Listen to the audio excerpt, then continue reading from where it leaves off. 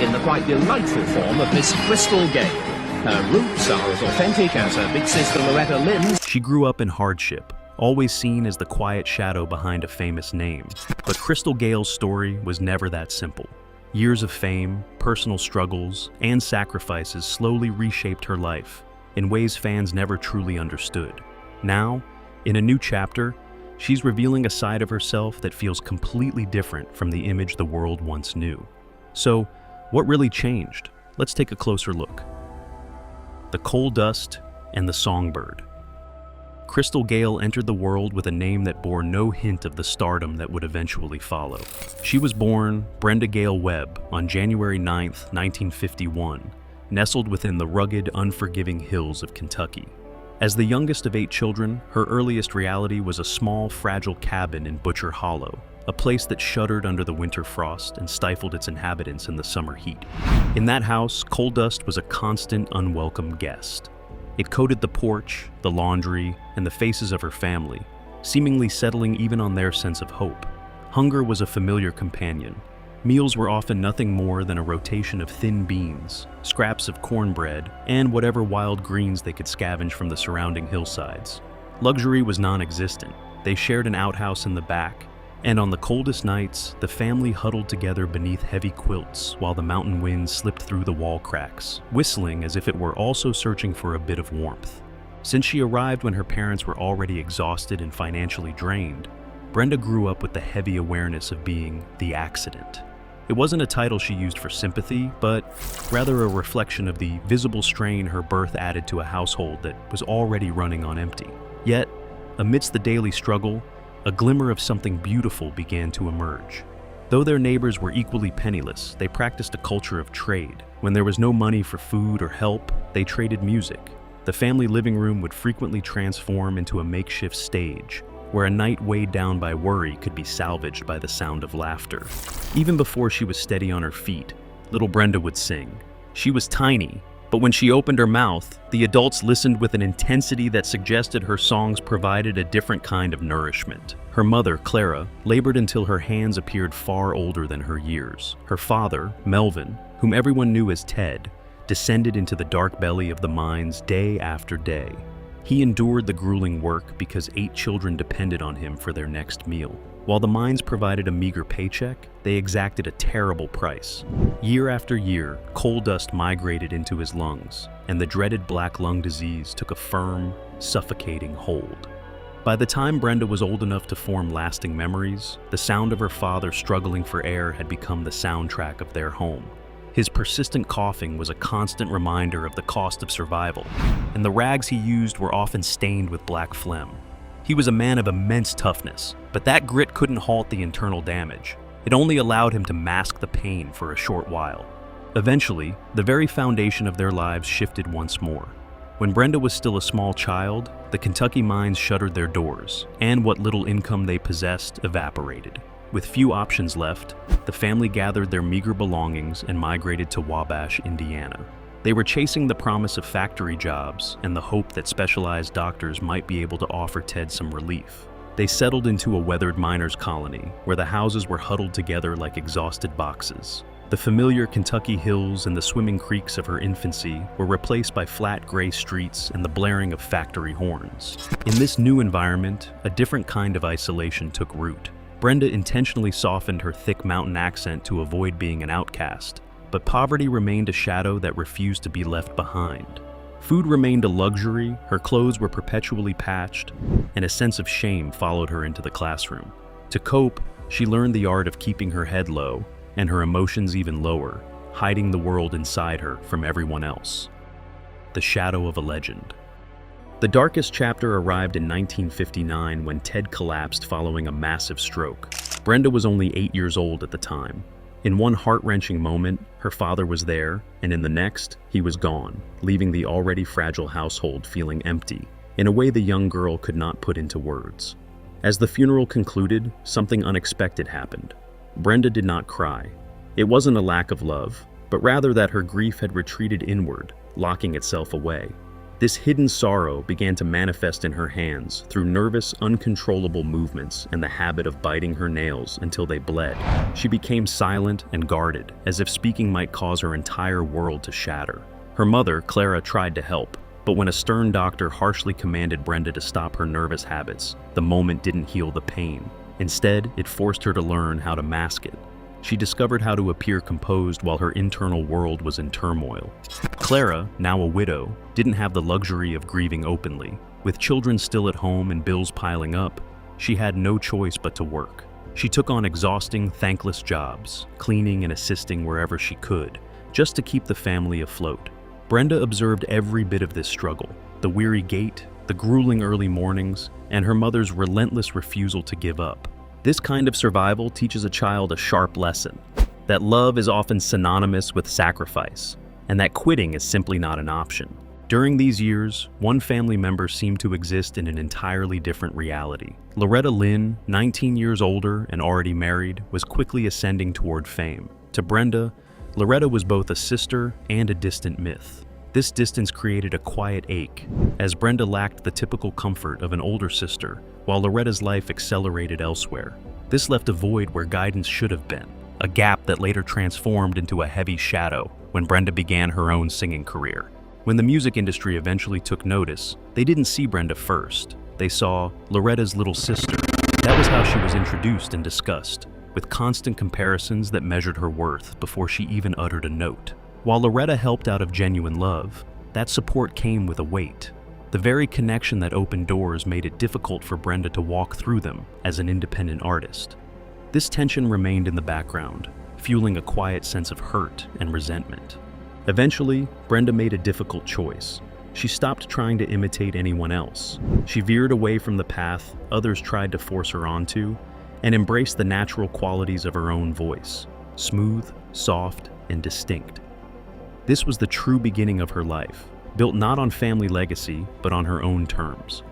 By 1974, she had spent years recording songs that mirrored Loretta's style so closely that even radio DJs were confused. Her early hit, "I've Cried the Blue Right Out of My Eyes," didn't liberate her from that box. It only proved she could survive within it.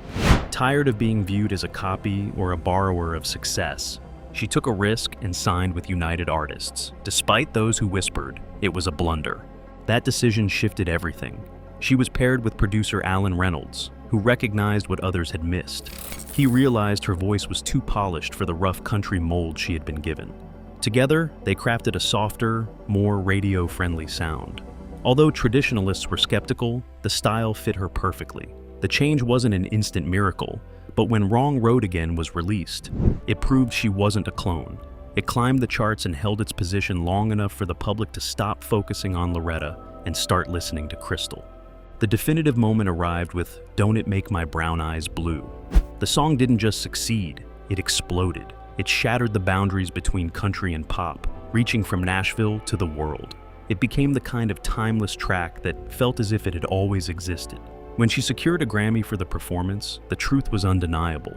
The girl who grew up on dirt floors and patched clothing wasn't just a guest in the spotlight. She had officially claimed a piece of it for herself. The silent strength and the endless river. Following her breakthrough, the narrative of Crystal Gayle's life began to flow with the steady force of a river that had finally carved its own path. Success followed success, and a profound shift occurred in the public consciousness. People stopped referring to her as Loretta's little sister and began recognizing her simply as Crystal Gayle. She forged a legacy that stood firmly on its own merit, built with the same unyielding grit she had developed during those early years in Kentucky and Indiana, where nothing was certain.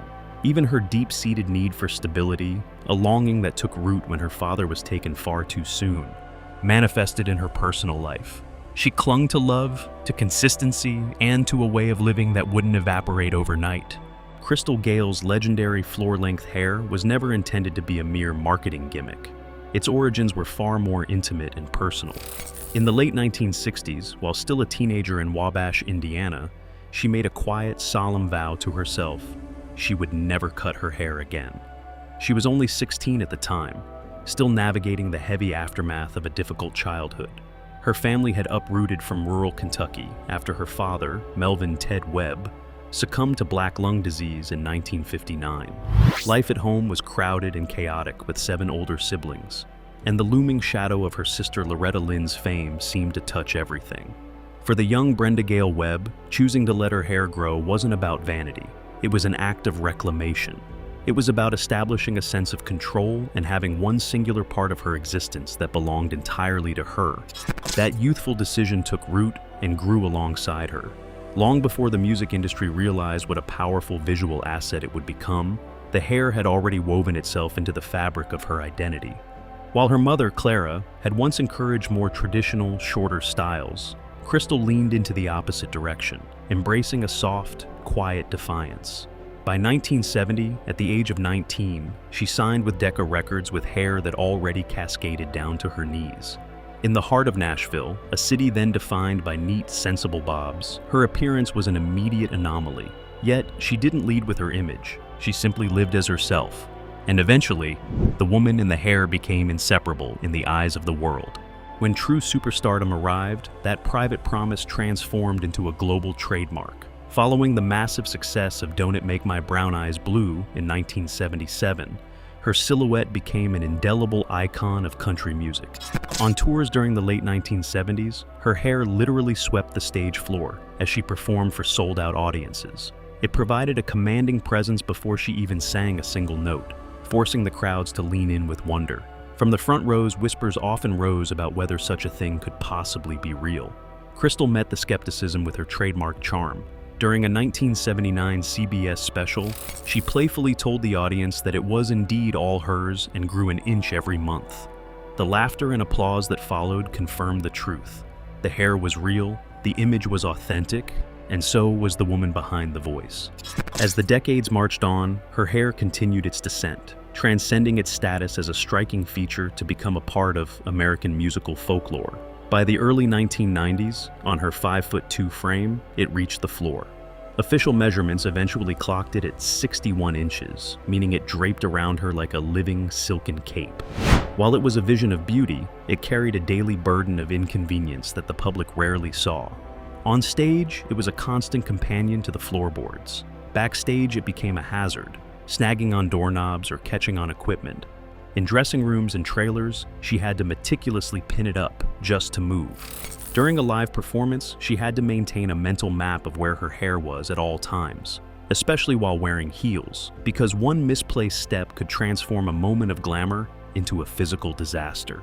This was the unseen reality of her signature look. The very thing that made the world gasp in awe also made her daily routine significantly more grueling. Maintaining it required immense patience. She had to brush it in careful sections, avoid damaging heat tools, and allow it to air dry, a process that could take hours of waiting before a performance. On the road, she wrapped it in silk scarves to prevent knots during long bus rides. Every environment posed a threat. A sudden gust of wind could ruin a photo shoot, stage lights became fire hazards, and every corner or costume hook was a potential snare. To the audience, it was magic. To Crystal, it was labor. Eventually, the physical toll became impossible to ignore. Throughout the mid-1980s and into the 90s, the sheer weight of her hair began to cause chronic physical pain, leading to frequent headaches and neck aches. Even the simple act of combing it could be physically draining. There were undoubtedly moments of exhaustion where the idea of cutting it must have felt like a tempting liberation. It was no longer just a hairstyle. It was a physical and emotional weight she carried every single day of her life. Yet, she refused to let go. Her persistence was fueled partly by the deep connection her fans had developed with her image. To them, the long hair was an essential part of the legend. But the most persuasive voice came from within her own family. When she seriously contemplated a shorter cut, her daughter protested. To her child, that hair was more than an aesthetic. It was a fundamental piece of who Crystal Gayle was. Hearing that, Crystal put the scissors away once more. She continued to trim the ends to keep it healthy, but she never surrendered the symbol. This is why her story is so resonant. It wasn't about being the most beautiful woman in the room. It was about a teenage promise that evolved into a trademark, then a burden, and finally a testament to her loyalty to herself. Her hair outlasted record contracts, changing musical trends, and the shifting expectations of the industry. Even in later years, as she stood on the world's most prestigious stages, the cameras would still drift toward that impossible river of hair. However, the deeper truth is that the hair only became iconic because of the woman beneath it. She transformed an inconvenience into an identity and turned physical pain into a display of persistence. She proved she could carry a heavier load than anyone realized. That quiet strength didn't start with fame. It began on January 9, 1951, in the poverty-stricken hills of Kentucky, born from the loss of a father and the necessity of surviving in a world that offered no guarantees. The foundation of faith. For Crystal, being the absolute youngest member of the family only served to intensify her sense of isolation. One by one, her elder siblings were drifting away into their own separate existences, grappling with their own hardships and chasing their own unique dreams. Some pursued the siren call of the music industry, while others sought simply to put distance between themselves and the lean years of their youth. A few vanished into the complexities of adulthood while she was still a small child, trying to grasp the very meaning of childhood.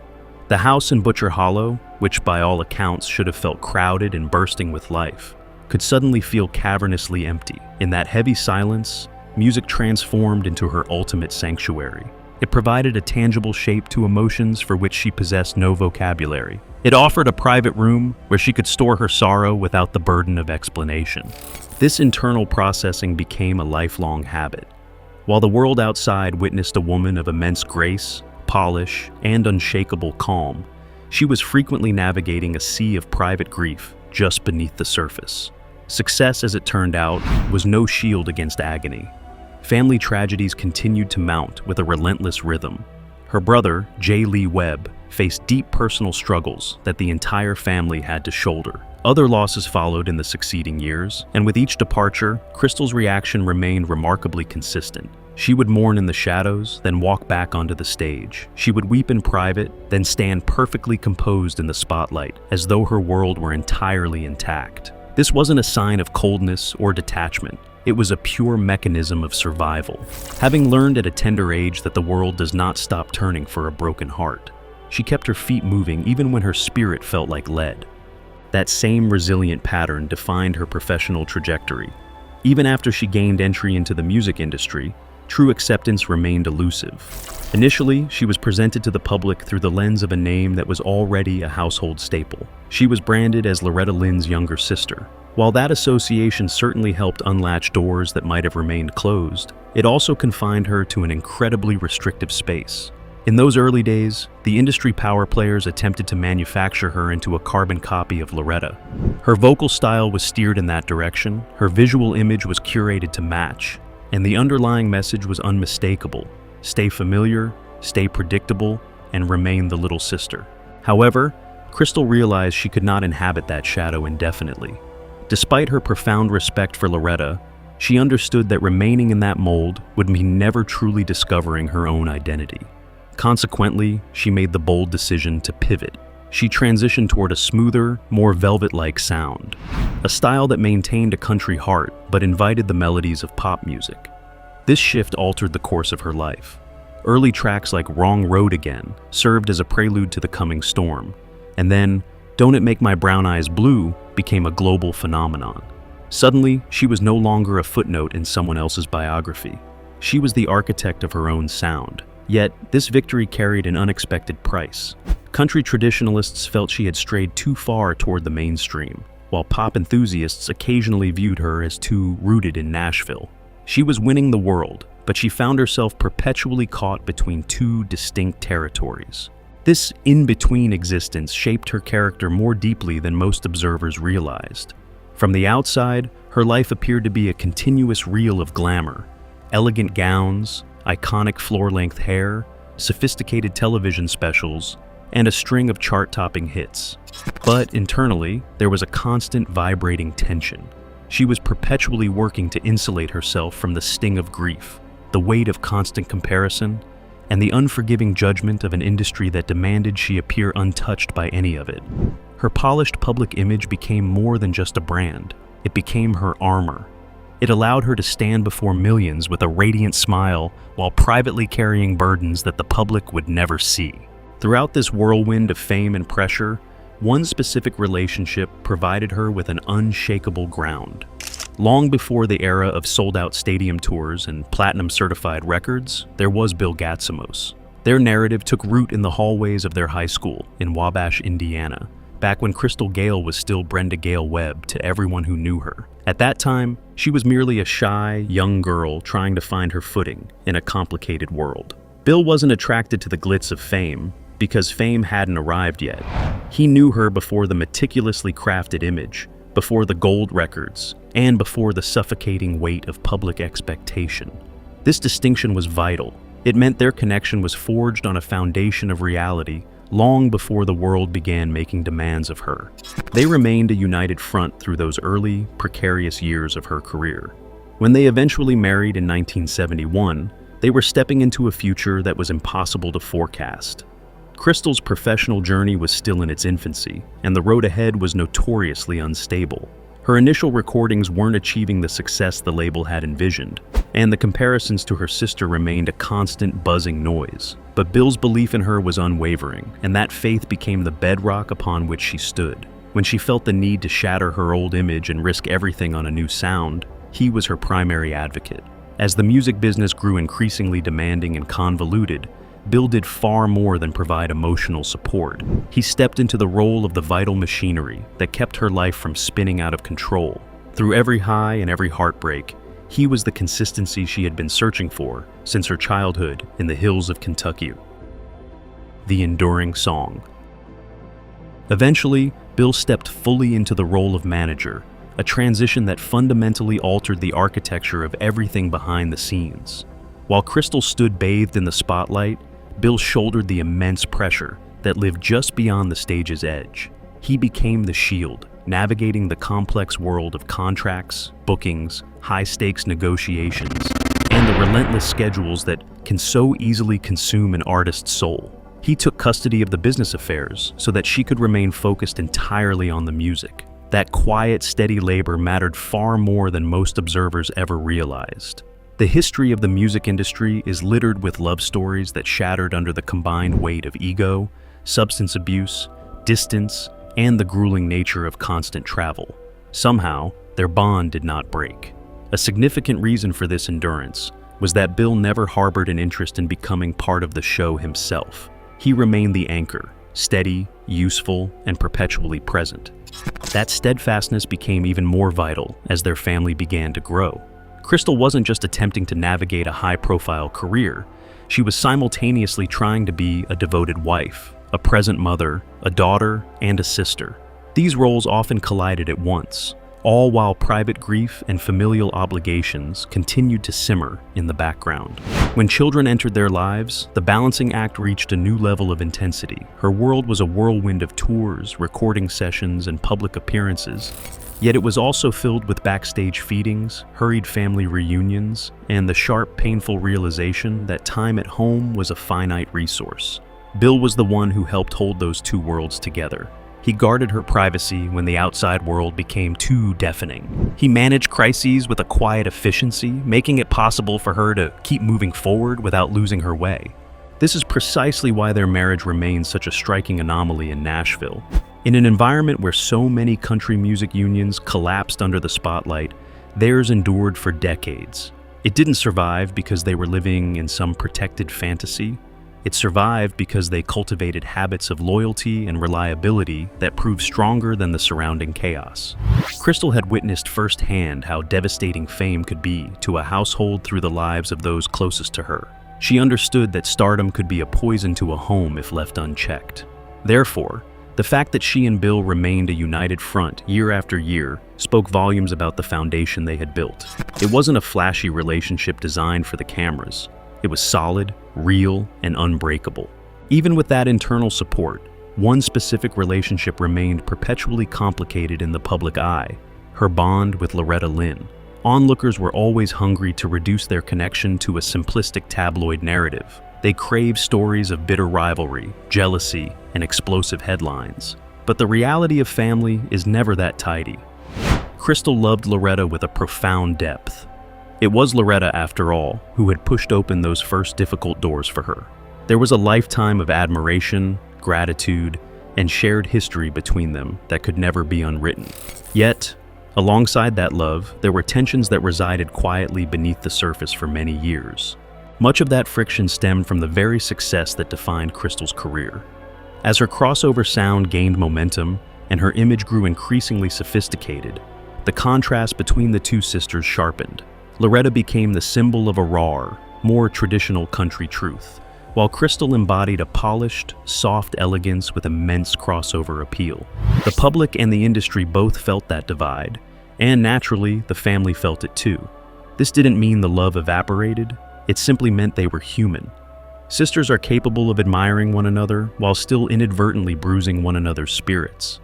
They could share the same stage and smile for the same cameras while carrying heavy hurts that the audience would never be permitted to see. For Crystal, that quiet ache persisted for a long time. She sought approval, she yearned for a sense of pride from her family, and wanted to be recognized on her own merits rather than being perpetually measured against the towering legend standing beside her. At times, the distance between them felt more emotional than physical. They could be seen together in public, yet feel miles apart in private.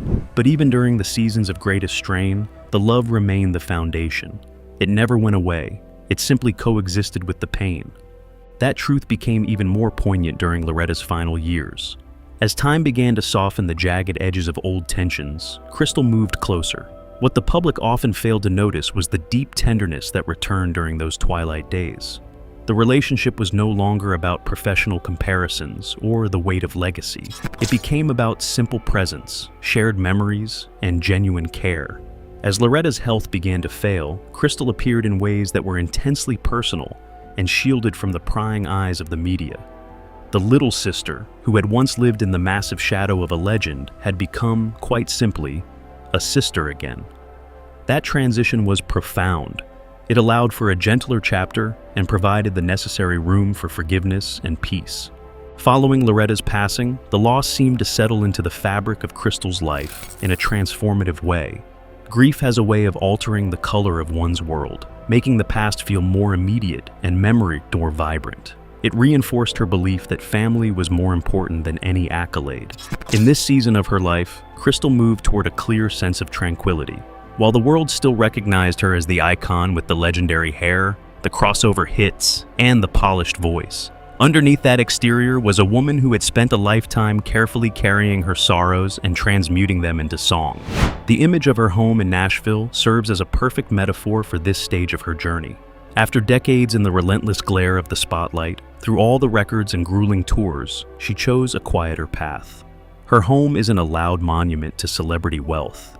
It is a sanctuary built on privacy, routine, and calm. It is the place where a woman who gave so much of herself to the public can finally take a long, deep breath. This turn toward a simpler life makes perfect sense when you consider the road she traveled. She had already survived the hardest chapters. She had known the sting of childhood loss, the weight of family tragedy, the crushing pressure of the industry, and the unique loneliness that often hides inside immense success. Her later years feel like a hard-earned reward. Cooking in her own kitchen, spending time with her children and grandchildren, and protecting her peace by choosing meaningful moments over constant motion, all reflect a woman who no longer needs noise to validate her existence. Even her financial life reflects this grounded perspective. She built an incredible career, made wise decisions, and avoided the hollow extravagance that often traps stars. Success didn't drive her towards spectacle. It gave her the ultimate freedom to live a softer, more intentional life. For someone who spent years fighting for the right to be seen as her own person, this piece is perhaps her greatest accomplishment. That is the thread that binds the entire story together. The hair, the grief, the music, the marriage, and the quiet home. They aren't separate pieces. They are all part of the same long-running narrative. A young girl from a struggling family in the hills of Kentucky learned to survive by gripping tightly to the things that were truly hers. First, it was her voice, then her unmistakable image, and finally, her unwavering sense of self. Along the way, she lost loved ones and endured immense pressure, building a life that could have easily shattered under the weight of fame. But Crystal Gayle did not break. She lasted. If you found this story of resilience and grace inspiring, make sure to like the video and subscribe to our channel for more deep dives into the lives of your favorite legends. Thank you for watching, and we'll see you in the next one.